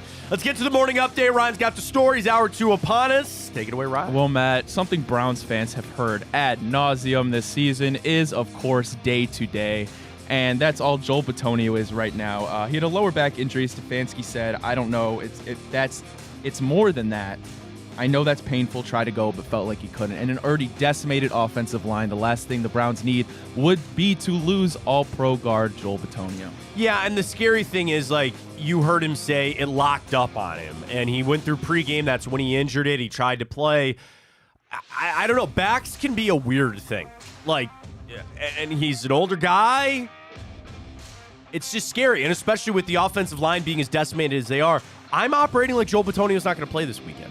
And the thing that I've used, and I think a lot of Browns fans have used with all these injuries, is they've kept affording themselves, like, if they lose Sunday, you're still in this. You know what I mean? Like, every single week, they somehow find a way to put themselves in what you strive to be. You are not in must-win situations. These wins are all bonus. Now, we know that even if they lost on the way out, I guess you still could miss it, but you have just put yourself in such a great position. These are not must-win games. You play freer that way. You play looser. You play better.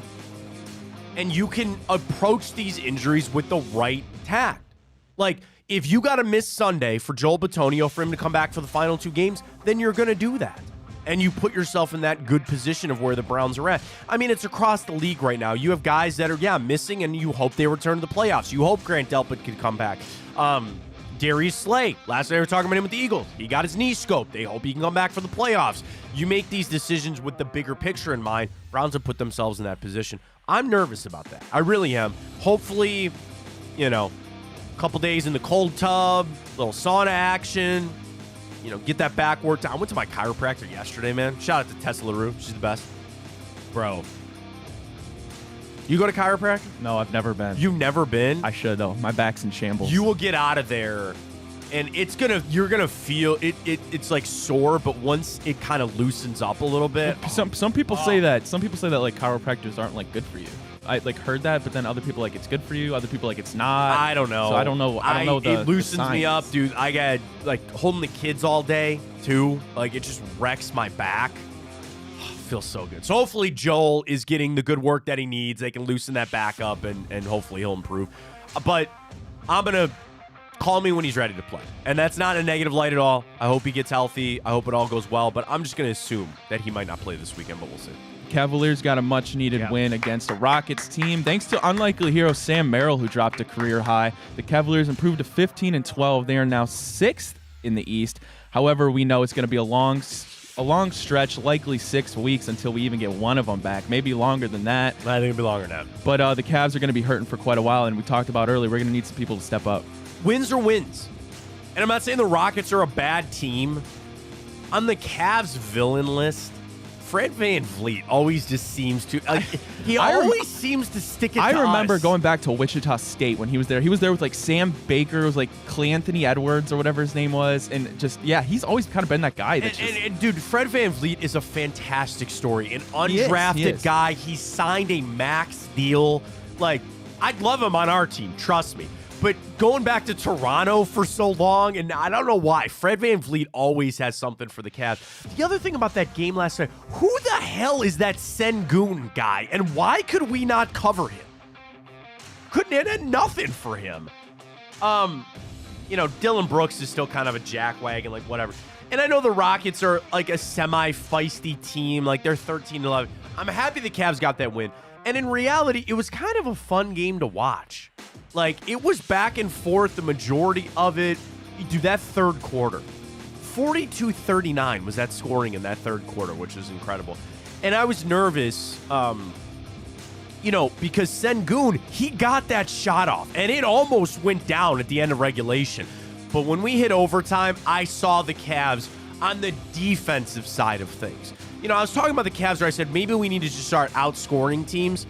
The problem and why the Rockets were able to be back in that game, and especially late, we never got a freaking stop when we needed one. Every time that we needed a GD stop, you didn't get one. Overtime showed up, and the Cavs were able to get the stops. I think it was one point that the Rockets were 1 for 6. Oh, and that review, man. That review. Because they called it that hook on Merrill, he was running the other way. He was trying to run the other way, and then they just throw the inbounds pass. It was not clean. It was a sloppy, ugly game, but you got to win. The other thing is Donovan Mitchell's shoulder. He said he's fine. He went crashing into the hoop, underneath, and he came up, and I just, shoulder injuries for star players in this town it's weighing on me, to be honest with you. I was worried about it. He said he'll be okay, but a good, solid game for the Cavs tonight. And then, tomorrow night, they take on a Utah team that I would imagine, I'm not looking at this. I'm going to say that the Cavs, because Utah's not very good, I'm going to say the Cavs are 5.5-point favorites tomorrow night. What do you think? We won't have a line because they'll wait to see who plays and all that kind of stuff. Utah is 10-17, and they're coming to town to play the Cavs tomorrow night. They've won 3 out of their last 4, though. Look at the Jazz. But how about this? Well, I guess they were on the West Coast because they played the Nets. I think that was yesterday, and now they're coming to town on the trip. You should be able to beat Utah tomorrow night. That's a win that I'm going to put a lot on the Cavs to get that done. You're facing a lot of their, your former guys and all that kind of stuff. My question now is to Donovan Mitchell's shoulder. I hope he'll be okay. I hope the Cavs can get a win tomorrow night. How about them Cornhuskers, Matt? Dylan Raiola, ESPN's top pocket passing quarterback in the 2024 class, announced that he's switching his commitment to Nebraska from Georgia. This makes him the highest-ranked high school recruit to pick the Cornhuskers since ESPN began tracking rankings in 2006. His dad went there, so it makes a lot of sense. Matt Rule building a little bit there. Gee, they told Kyle McCord, don't even worry about it. Go ahead and go to Syracuse. I wonder why. He was a guy that was committed to Ohio State, then committed to Georgia, and now Ohio State's going to have to deal with him for 2 to 3 years. The transfer portal, you know how I feel about it. I think it's getting out of hand. I think it's too much right now. But even just this, the decommitting, the committing, hey, the kid wants to go to college yet. That's fine. And I do think there's an element you're asking 17-year-old kids that, hopefully have some people around them to help them out with this decision, but it's life-altering ones. That's a big decision. I get it. So let's go to Nebraska. Great. I think Nebraska might be starting to turn things around just a little bit there. And I said that about Matt Rule. I liked that hire. I thought if he could get back into some of the older recruiting, bloodlines there for Nebraska, they could turn around. Now, lo and behold, here we are that, the Big Ten is expanding and it's going to be the Wild Wild West. In fact, do you have Chip Kelly in the morning update? No, I don't. Can I do something for you real quick? Yeah, I know what you're going to go for. You know the clip? You know the clip? Let's do this. Let's finish the morning update. I want you to pull the clip up because I want you to play it. I think Chip Kelly fixed some things. Actually, it's on my Twitter. I retweeted it if you need. So let's do this. Let's finish the morning update, and then I want to get to this Chip Kelly stuff because I think it is super interesting. And I think Chip Kelly is right. We'll get to that coming up. Let's finish the morning update. Alrighty, well, Matt, we saw Monday Night Football last night, and are the Eagles frauds potentially? What the? Good for Jackson Smith-Njigba, game-winning touchdown to represent our Ohio State Buckeyes, and good on Drew Lock for getting the win. So you give defensive play calling to Matt Patricia in a game with 30 seconds to go. The only way they can beat you with chunk plays, and you run one-on-one man coverage with a guy that's not all that good in man coverage, and Jackson Smith-Njigba completely undresses him and scores the game-winning touchdown. Philly's broken, man. Philly is broken. 3 straight losses now there for the Eagles. The thing is, I don't want to say wasted, but Jalen Hurts had to game that out, man. He had to game that out. He was sick and he wasn't feeling well, and I thought he played a pretty good game. The question is, why is that offense so stagnant? They run this tush-push. They do it better than anybody else. But then there's drives that they just, They can't help themselves. Balls in the dirt, inaccurate passes. With the players that you have on that offense, and they were able to run the football last night a little bit. I do think it's coaching, man. I really think it's the coaching. And they flip and they get rid of Sean Desai as the defensive play caller. But you're going to let Drew Lock do that to you? Seriously? Eagles are in their head, man. They're in their own head right now. And granted, that's a tough stretch. You lose the 49ers and the Cowboys in a must-win game against Seattle. Then in hindsight, you probably really should have lost. But the turnovers weren't great. They just seem like head cases right now. They just really seem like head cases right now. Will they be able to right the ship? I don't know, man, because the Eagles on the way out, Giants, Cardinals, Giants. So they'll get 3 wins here and finish things on out. I really don't know what to say. So I'm gonna take everybody on the curve. I had a wager, for me, a sizable wager. It was much less than $100, but for me, it was a sizable wager on the Eagles minus 3.5.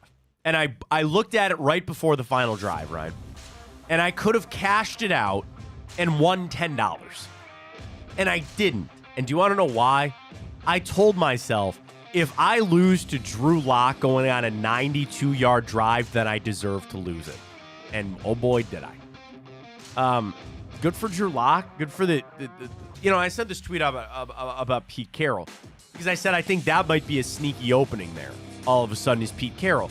And JP on Twitter goes, hey man, they win games. What does it matter how it looks? And I said the problem with Pete Carroll is they did everything that they could to screw that up. They call that timeout for Sirianni to throw the challenge flag. They had no timeouts left in the game, and they're one of the most penalized teams in the NFL. That's not good coaching. And I think Pete Carroll's law, I just don't think he's the same anymore. I don't know. So I think that might be a sneaky opening there. Seahawks did nothing to really deserve to win that game outside of that final drive, and Philly did a lot of things to lose that game. That's how it happens. So I guess good luck for Seattle. They're right in the thick of things. There are 5 teams in the NFC at 7-7. 5. One of those is for a division spot in the South, and the other's for the other 2 wildcard teams. It's going to be fun. It's going to be a fun couple weeks here in the AFC and the NFC as we get it all figured out. After an ejection for a hard hit on Colts wide receiver Michael Pittman Jr. on Saturday, Steelers safety DeMonte Causey has been suspended for the final 3 games this season without pay. And Matt, the last line here made me chuckle a little bit. The suspension also includes any potential playoff games. Yeah, they're not going to the playoffs, so you don't have to worry about that. The thing is, because KZ was a repeat offender, which is like a big part of it. I mean, I saw a tweet from somebody that said they should suspend Gardner Minshew for a game for leaving him out to dry like that. It was a hard hit. You don't like to see it. The other thing that John Runyon, which, by the way, do you know, former player, and his son is the guard for the Packers, and he had to hand his son a fine last year. That's awesome. He had to fine his own son. But their reasoning was he had enough time to pull off of that hit. It wasn't like a bang-bang thing. It was step. You could have stopped. And granted, it seemed like Pittman was kind of falling down. I don't know. I mean, I don't really care. He's a Steeler. I guess it was a dirty hit. But the fact that he's a repeat offender, they give him the suspension. He'll appeal. I wonder if they'll reduce it. The NFL is so... Their moral compass is so jacked up. Like, what they care about on these flags versus these hits versus these types of penalties versus these types of penalties. I hate it. They're screwed up. The one thing, and I saw it more in the game last night, use the box. Here's another thing they fixed the NFL. Put one official in a booth with all these TV replays and let them help these officials. And they started using it last night. This guy is down by contact. This guy was not out of bounds. Run the clock here. All of that kind of stuff. Really, that, like, the live action, the live speed play of that hit, I really didn't think it was that crazy. Yes, it was to the head and neck. They review it. They throw him out. Suspension. He'll appeal. I don't know what'll come of it. It's a violent game. You're not going to be able to make it safe. Sorry. I guess that's my point on it. But sucks to see Michael Pittman get injured the way that he is. All right, let's talk a little college football here because we got into it talking about Dylan Raiola flipping. He's going to go to Nebraska. But I saw this yesterday from Chip Kelly. So almost Browns coach one time. but he told the Browns no. So we had to settle for Mike. But anyway, Chip Kelly's now at UCLA. And do you have the video? All right, so here's Chip Kelly yesterday asked about what he would do to fix everything when it comes to college football. I think he's right on. Here's Chip Kelly. Alignment, NIL, transfer portal, and what would your plan maybe be to... The fact that our school is leaving to go to the Big Ten in football, our softball team should be playing Arizona in softball. Our basketball team should be playing Arizona in basketball. But because football left, and they're saying, well, how do you do that? Well, Notre Dame's independent in football, and they're in a conference and everything else. I think we should all be independent in football. And you can have a 64-team conference that's in the Power 5, and you can have a 64-team conference in the Group of 5. And we separate it, and we play each other. You can have the West Coast teams, and then every year we play 7 games against the West Coast teams, and then we play the East. So we play Syracuse, Boston College, Pitt, West Virginia, Virginia. Then the next year you play against the South while you still play your 7 teams. You can play a 7-game schedule. You can play 4 against another conference, another division opponent, and you can always play against one Mountain West team every year so that we can still keep those rivalries going. Not that I've really thought about this. Not that I've a lot of spent of time on this. But I think if you went together collectively as a group and said there's 132 teams and we all share the same TV contract, so that the Mountain West doesn't have one and the Sun Belt doesn't have another and SEC has one and they have another, that we all go together, that's a lot of games, and there's a lot of people in the TV world that would go through it. You can sponsor each one. Instead of calling it Group of 5 and Power 5, you can call it Amazon, Nike, bid that out to things. You do a lot of different things. But I think if we still do the same thing and take all that money, and I would do this, and I think this needs to be done, that money now needs to be shared with the student athletes, and there needs to be revenue sharing, and the players should get paid, and you can get rid of NLI, and the schools should be paying the players because the players are what the product is. And the fact that they don't get paid is really the biggest travesty. Not that I've thought about it. I mean, a lot of good points there from Chip Kelly. The NIL stuff, that, like, okay, how do you divide that up between your star quarterback and your third-string offensive line? That's not so much where I focus on that. The first part, I didn't think I'd be all for independent, and I think I am. He fixed it. So again, picture it this way. Football becomes its own entity, which I've always had a problem with that. I've always hated that the Rutgers cross-country team now has to go to Oregon. You know what I mean? Like, you should be able to keep those sports separate. Let's call it for what it is. Then, what a genius move. Power 5 and your Group of 5. And you separate those those conferences out. You could keep your conferences where for 7 games out of the season, Ohio State will always play Illinois and Indiana, and you keep the Michigan game every year, and you rotate that on through. That makes a shocking amount of sense. What is going to fall? What he said, the TV contract. Because he said one giant TV contract.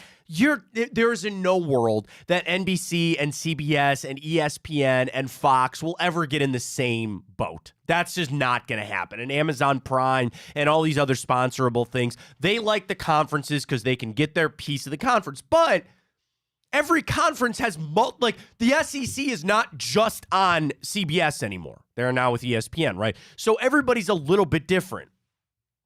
And the NCAA could do it that way. It'd be messy. But if that every single game was up for a bid, every single game that you bid on that package. Now, the problem is when you have Illinois playing Rutgers, nobody really wants to watch that game. What are you going to do? It's got to have a home. How are you going to figure that out? That's all on those TV people.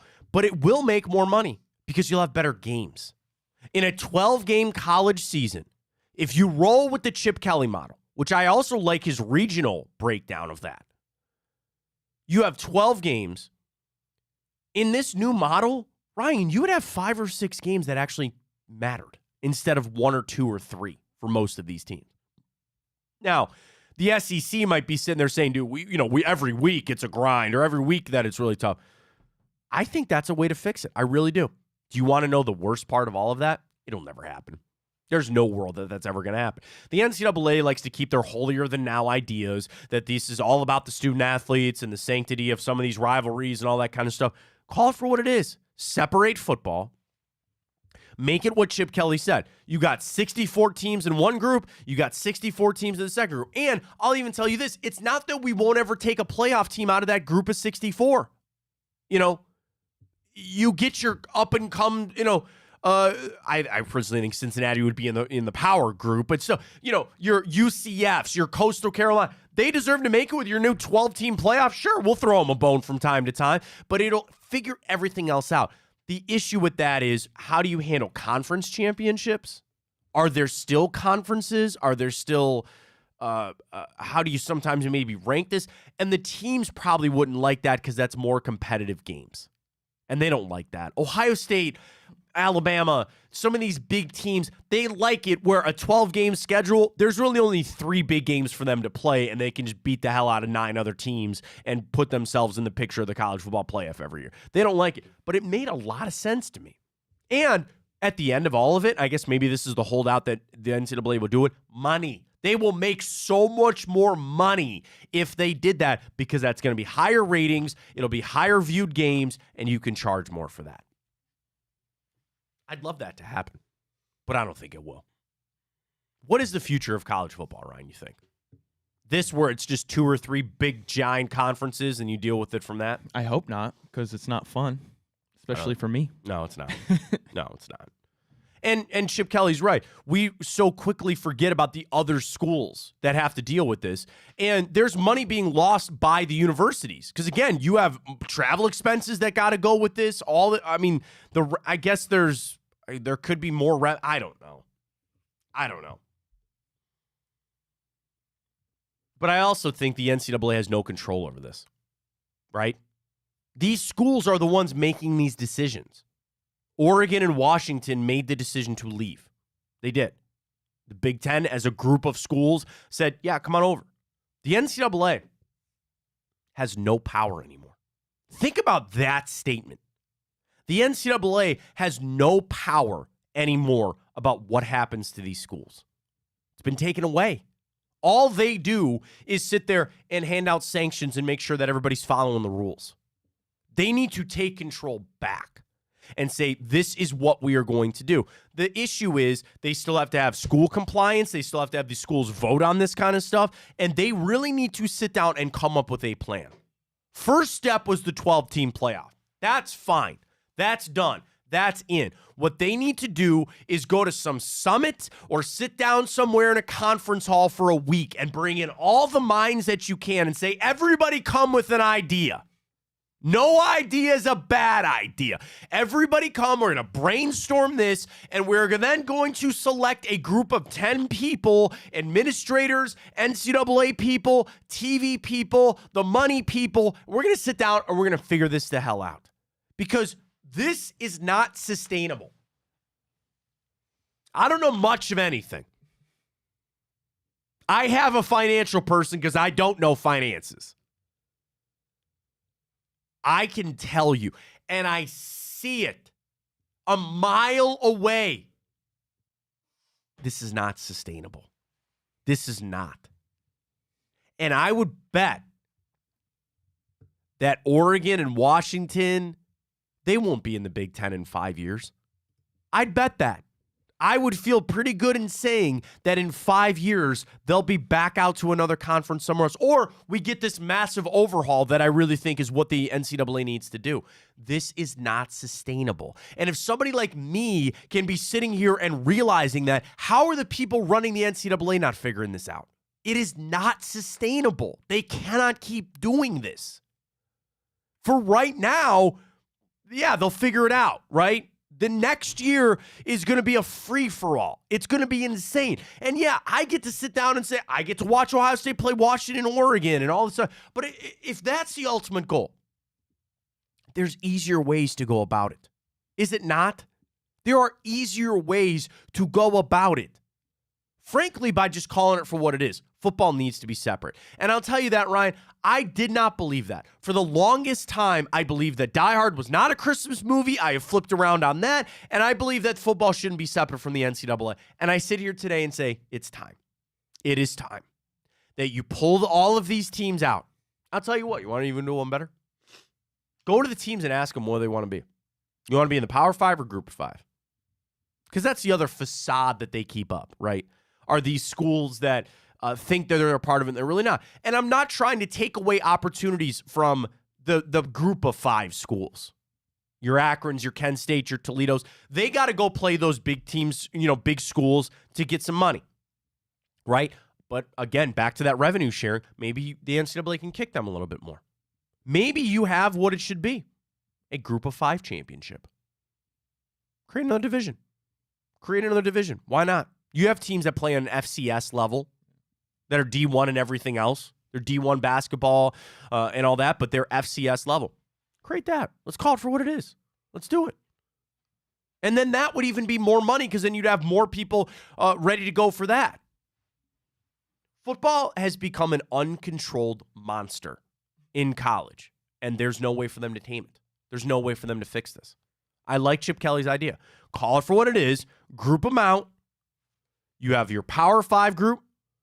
Everybody else, more TV money. That is going to be the hang-up. How do they divide up these games? How do they figure out who's who? I don't know. How to schedule anybody that you want. You can schedule any game that you want. Now, administrators would hate that. And the TV deals would hate that because, again, the Big Ten has a conference deal with a TV network. And the TV network likes that because they get all these marquee games and they get these marquee teams. But what if I told you this, Ryan?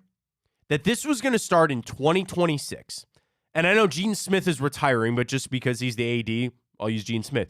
Gene Smith, for 2026, has to sit down and come up with his conference schedule. Who do you want to play this year in 2026? And you can call on Texas. You could call on Arizona. You can call on Oregon. You can call on Illinois. You can call on Rutgers. Now, the problem is, who in their right mind in Illinois and Rutgers would sign up to then play Ohio State? They would run from those matchups, and they would never do it. Then, how do you handle the TV deals? Do you go and try to sell that? Hey, a real big matchup between Ohio State and Central Michigan here in 3 years. What are you going to pay for that? That's not going to happen either. I think if they put some time and effort into this, they could figure it out. But I'm on board with Chip Kelly's idea. I am. Call it separate, divide them up, and you take it from there. All right, let's get to Time Hop. We'll get to that coming up. I want to revisit our Twitter questions on a 2 for Tuesday this morning. Do you believe Kevin Stefanski is the front runner for Coach of the Year? And is Die Hard a Christmas movie? I'm interested to see how that plays out. We'll get to Time Hop. We got some Tipico. Really kind of a slow night in the betting, but we'll revisit Tipico on that coming up. I still have NFL power rankings, including the one thing the Browns do best, the one thing that they're better than anybody in the NFL on. So we'll get to that coming up, and we'll get to our bracket on the best holiday Christmas movies. That all comes your way here on Big Play, or on the Fontana Show on Big Play. So I was going to say, coming up, we got a busy day. So we do have Chico 12-2 with the bold, bald, beautiful breakdown. There you go. With Nick Shook coming up at 12. You've got the return with Josh Maria Cribbs. When do we have Booby this week? Do you know? I believe Friday again. Friday again. Okay, so don't forget that. And then tomorrow, Drennan. You have Ted Ginn's show on Friday. Bobby Carpenter, Anthony Schlegel. They're still doing their Ohio State show. They're doing a lot of recruiting stuff. Reflog. I know I was happy to join everybody on that last night. You got Josh Maria Cribbs tonight. Blake and Greg Williams come get some on Mondays, and Hanford Dixon show on Monday. And a lot of those shows are on Bally's as well. I'll be making my Big Play debut on Bally's because I joined that's true. the Big Play Very Cleveland true. show last night. So a lot of fun with that. Follow us at Big Play. It's the easiest place. Our YouTube channel is there. So you want to announce the IG thing? How'd that go? I'm still figuring All it right. out. We're going to eventually start streaming on IG. Start streaming on Instagram. I wanted to do it today, but it's That's giving all right, me we'll some figure it. issues. So should we tell people to go to the Matt Fontana page on Instagram? Is that where it's going to be, or on Big Play? Well, we'll do it on ours. All right. So at Matt Fontana Show, Twitter, Facebook, and also now, we've been on Instagram, but we're going to be streaming live there pretty soon. So drop us a follow anywhere and wherever is easiest for you. Don't forget about the iHeart app as well. All right, let's get to Time Out. We'll do it next. Stay with us.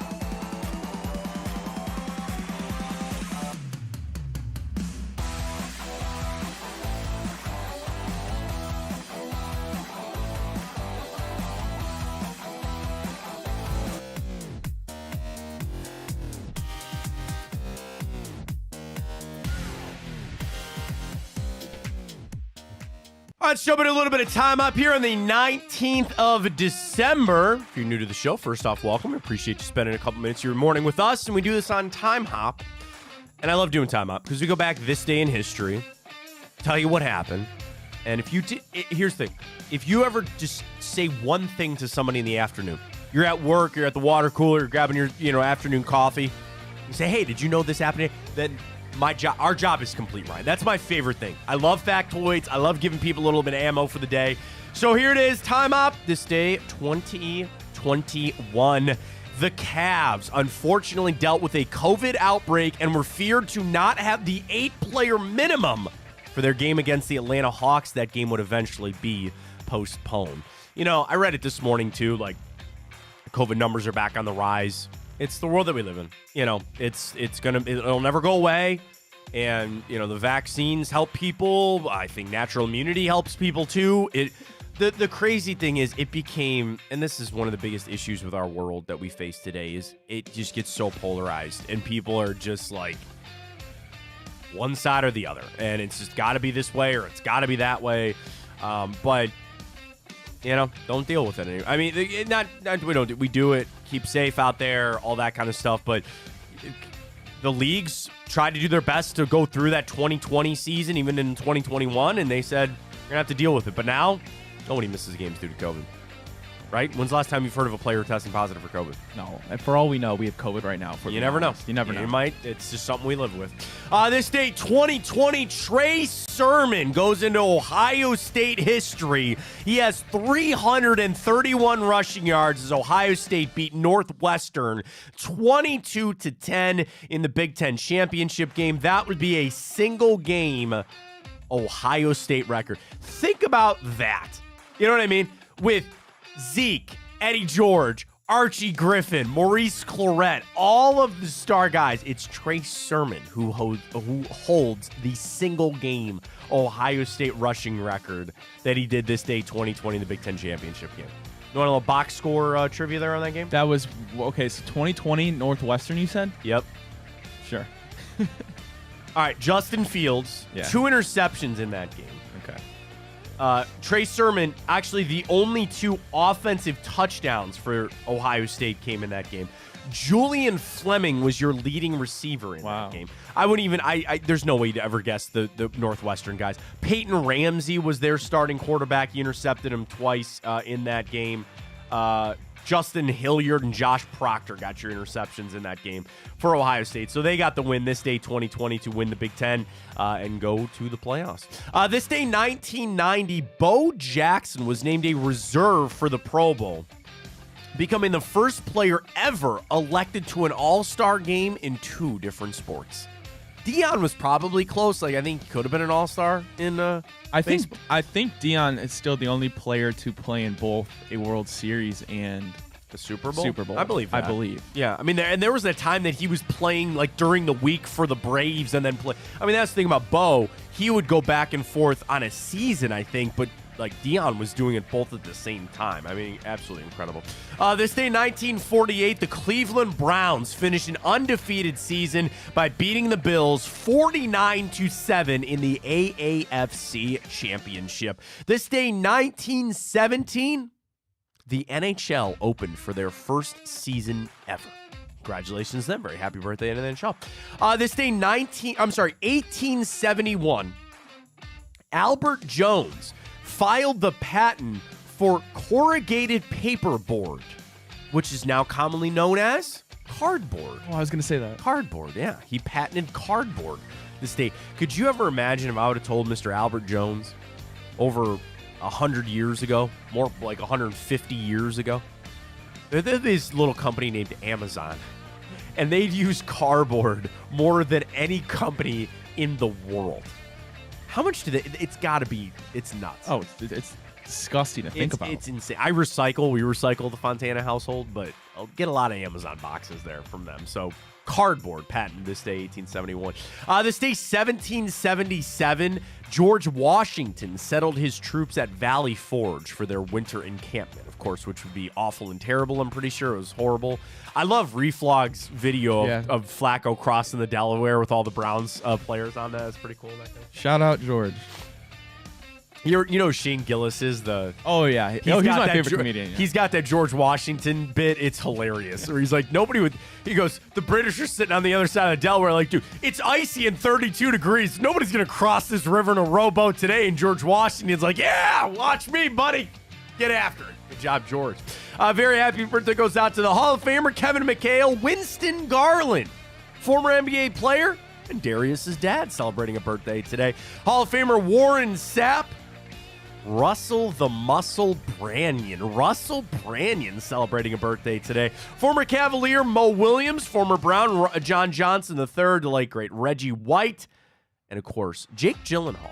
Oh, okay. What movie do you think of with Jake Gyllenhaal? I think of Nightcrawler. That's a was good the one. first one I thought of, but I don't know if you know this, Matt, but Swifties have like super bad beef with Jake Gyllenhaal. Why? Oh, because they used to dated? date. Yeah. Well, what's their problem? I think because Jake Gyllenhaal was like way older, So and what? I don't know if he like did her dirty or something. All right. But you got to be careful talking about Jake Gyllenhaal in front of the Swifties. All right, well, we'll keep that. Good to know that. Yeah, I just want you to be safe. I appreciate it. Donnie Darko. Yeah, Donnie Darko. Oh, the one with Michael Pena Jr. Last or whatever. End of Watch. So sad. Tearjerker. I can't. Yeah, I watched it once, and I'll probably never watch it. Very again, sad. To be honest with you. I mean, Spider-Man. You know, I thought he was really good as Mysterio. I did too. It's just a funny story on that. So I dragged my wife to watch a lot of these comic book movies. So I got her to watch Spider-Man Far From Home because I said, hey, Jake Gyllenhaal's in this. And she's like, okay. We're watching it. Spoiler alert. And she goes, I thought you said he was a bad guy. I go, he is. And then have you seen it? You know, I was like, at first you don't know. at first he's a good guy. Yeah. I'm like, wait a minute. And then great movie, by the way, for Jake Gyllenhaal. All right, speaking of movies, we got 4. Jake Gyllenhaal are in none of these. Aw. Sorry. So doesn't really work out that way. All right, first up, there's a lot of different ways that I could take this movie. I'll just put it that way. I'll just start with the year and see if you can get it. This day, 1997. Titanic. That is correct. I was gonna say there was room on the door. That was gonna be my next hint. There was plenty of room on the door. Yes, Titanic. I was in an era, Ryan, that it didn't fit on one VHS. It was so long that you had to get a 2 VHS set. I just recently watched on Twitter scenes of them actually filming when the ship is sinking. Oh yeah, and people are like basically drowning. I'm like, holy crap! I know. Well, they're on a movie set, but Yeah. they said like they're freezing cold. Yeah. It was terrible. I mean, that movie, for the cultural impact of just growing up. I was 8 years old, 9. So like I was in middle school. Not even then, but like it really picked up for me when I hit middle school. And I tell you, man, it was the biggest thing ever. Like, it was just completely massive. I know all the money that they made and all that kind of stuff, but it was massive. So, yes, Titanic, this day, 1997. You are 1 for 1. Next up, a film that came out this day, 1986. Jake Taylor and Ricky Wild Thing Vaughn both star in this film, but it's not Major League. Jake Taylor and Ricky Wild Thing Vaughn both star in this film, but it's not Major League. So 86, Correct. Charlie Sheen had to have been like Younger guy. And then who played Jake Taylor? Tom Berenger, right? I don't know a movie that they were into in 86. Correct. This one might stump me, Matt. All right. There are 3 main actors in this. Tom Berenger, Charlie Sheen. Mm-hmm. The other actor from this movie. Have you seen the Boondock Saints? No. Oh my God, write that down. I love the Boondock Saints. That might actually be like a top 10 movie for me. All right, I'll give you another one. Then this guy was John Wick's mentor. Now we've talked about this. You haven't seen John Wick? I haven't seen John Wick. That's right. Okay, take that out. All right, sorry. I don't think I'm gonna get this one, to be honest. Really? No. I'll give you. All right, this goes down as one of the best war movies of all time. I didn't know Charlie Sheen was in a war movie. He was. A great cast. Berenger, Willem Dafoe, Charlie Sheen, who Willem Dafoe was the guy I was talking about. Keith David, Kevin Dillon, John C. McGinley, a young Forrest Whitaker, and one of Johnny Depp's first ever film credits was this movie. It's not Full Metal Jacket. No, is it? good guess though. Good guess though. I don't know. This was Oliver Stone directed this film in part of his he kind of I don't really know everything about, Oliver Stone. The Doors movie I could rip apart left and right, but here we are. He did a couple of movies like Born on the 4th of July and all that kind of stuff. This was his Vietnam era. Platoon. Have you ever heard of Platoon? I have heard good of it. Flick. Really good flick. Again, Berenger, Sheen, and Willem Dafoe, the stars of Platoon. They came out this day, 1986. You would never get this other one. Also this day, 1986, a young Keanu Reeves and Drew Barrymore in a remake. It is one of the trippiest movies I've ever seen. I had to watch it in school. Have you ever heard of Babes in Toyland? I have not. It's really weird. It's a musical. It's creepy. It's out there, man. But it came out this day, 1986 as well. All right, final one for you. A film that came out this day, 1980, is regarded as one of the greatest sports movies of all time. Do you want the sport? Yeah, well, It might give it away. I don't know. yeah. Boxing. It's not Rocky? No. Rocky was like 76, I think, something like that. This is 1980. This follows the story of a real-life boxer. And the title of the film was his nickname. Not a big boxing guy. I don't know if I'm going to get it. Robert De Niro won his second Oscar for this movie. Oh, wait. I can, picture it. I think you got it. Raging Bull or That whatever? is correct. Yes. Raging Bull is correct. Jake LaMotta, Joe Pesci in that movie, nominated for 8 Academy Awards. It won 2. Best Actor for De Niro, his second, and Best Editing. Do you want your factoid of the day on Please. Raging Bull? I'd love it. In 1990, it became the first film in history to be selected to the National Film Registry by the Library of Congress in its first year of eligibility. So they do this every year. The National Film Registry from the Library of Congress are films, or they do everything. They do movies and music and all that kind of stuff, for being culturally, historically, or aesthetically significant for something that they do. Basically, to get on this list, you have to be one of the best movies or best songs or whatever of all time. And they do it every year. And in fact, this year was like Home Alone finally made it, like Terminator 2 finally made it. Home Alone came out in 1990. T2 came out in like 1993. It took them forever. Raging Bull made it in its first year of eligibility. In 1990, it became the first film in movie history to make it in its first year of eligibility for the National Film Registry.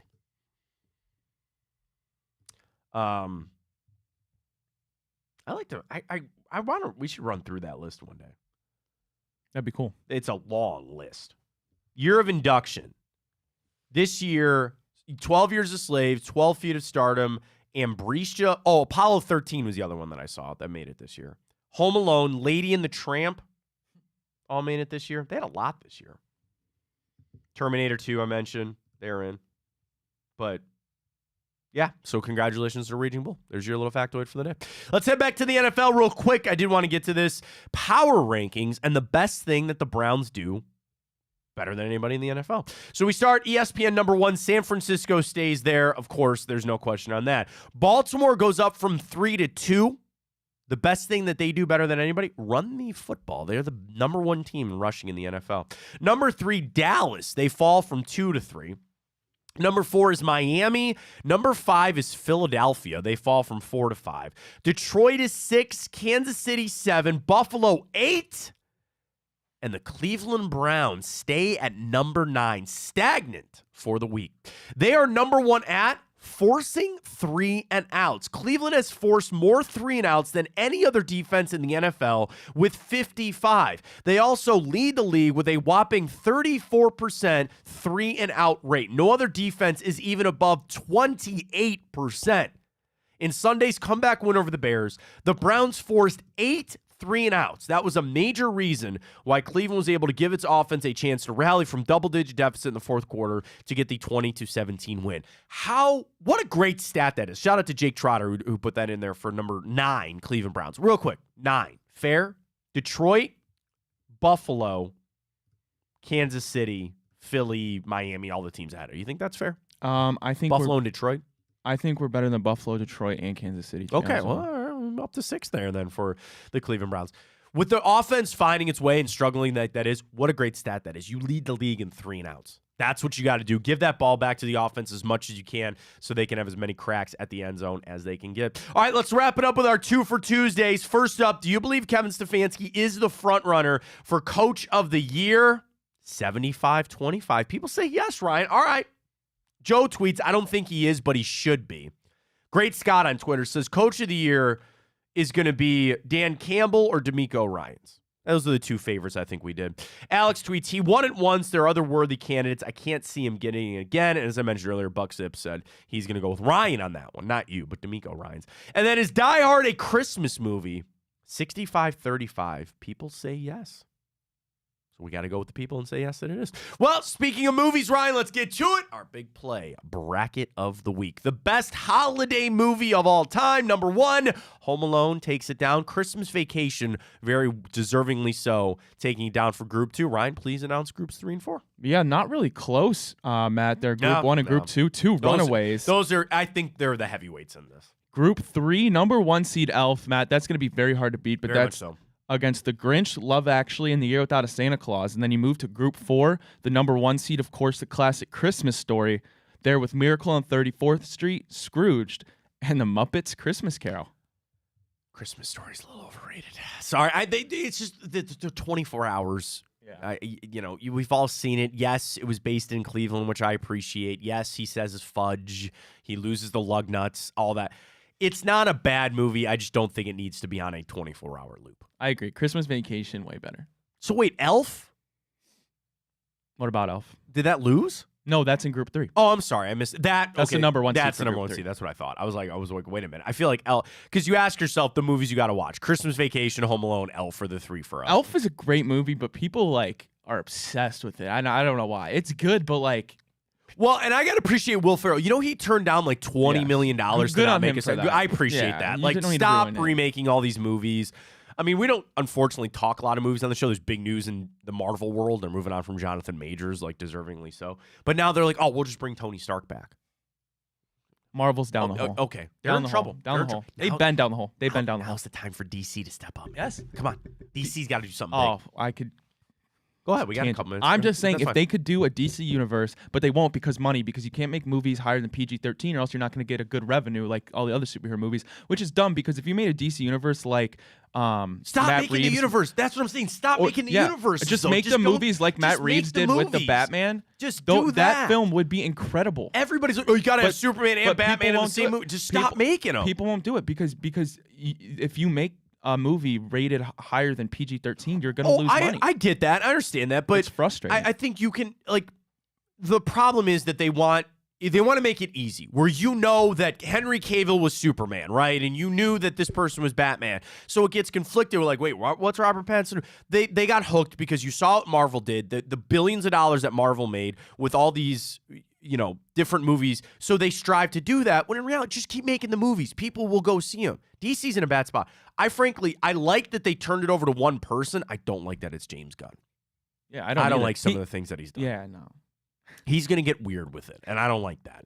They've already casted their Superman, which is great. I think I'm excited for Nicholas Hoult to play Lex Luthor. Who's Superman? Who'd they cast? David Corn Sweat. Yeah, look it up. It's something like that. I swear to God, David Corn. He should be like the first thing that comes up. David Cornsweet. That's close. He looks like a Superman. Yeah, he is. He looks a lot like it. So they're gonna have to get that figured out. But I don't know. But now, yeah, Marvel, because now, like I said, they got to move. Like Kang was supposed to be it. He's out now. All right, there's your movie update for the week. Great stuff today on 2 for Tuesday. Don't forget, coming up, the bald breakdown. Nick Shook, Chico, in for the hour, doing nothing. And I know they're like us. Like, they love doing that when it's after a win. So you're going to get all the insight that you need from Shook. He'll be up here at noon to join Chico for the hour. And then tonight, Josh and Maria Cribbs with the return, and we'll promo Josh joining us tomorrow at 9:30. You're on the show, excited to have Josh on. I just want to talk to him about where the Browns are at, how you overcome these injuries, all that kind of stuff. The Typico for tonight, Ryan, I jumped on something that I really, really liked. What's that? I mentioned it. They have this little boost for tonight. It's just a 2-leg boosted parlay. Suns money line over the Trailblazers, Celtics money line over the Warriors. I like that a lot. I'm staying away from college basketball tonight. But anyway, place your bets on Typico. Use that code BIGPLAY100 when you sign up. You deposit and bet $25. Use the code, and you'll get $100 in bonus bets for all your betting tonight. A bit of a slow night in the NBA. Yeah, Just two games. Not much action Spurs tonight. Bucks, which is a 16-point spread. 4 games tonight. Grizzlies, Pelicans, Spurs, Bucks, Suns, Trailblazers, Celtics, Warriors. Celtics, Warriors might be a good game. You might get me tuning into that. 5-point spread there for the Celtics. I'll take them on the spread there. Great stuff. Appreciate everybody joining us. Chico coming up at noon. Josh and Maria tonight. And we'll talk to everybody on a Wednesday edition of Matt Fontana Show right here on Big Play. Stay safe out there. Stay warm. Drive slow. Get there when you get there. For Ryan Tyler, I am Matt Fontana. And as always, take it easy.